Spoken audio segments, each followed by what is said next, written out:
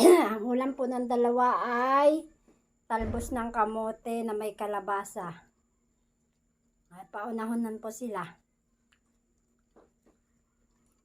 Sinabawang talbos ng kamote at kalabasa. Ang mga alaga naming aso na mahilig sa gulay.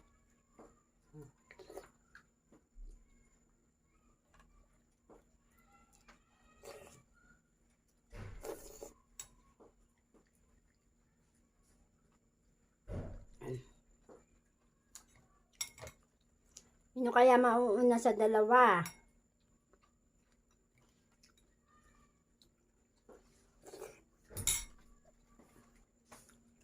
Talbos po ng kamote.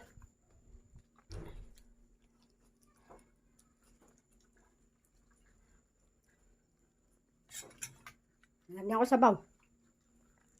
Bupada ano, sabaw. Wow, sinabawan. Sabaw. Naman ang dila yung plato ni Mama. Sabaw lang.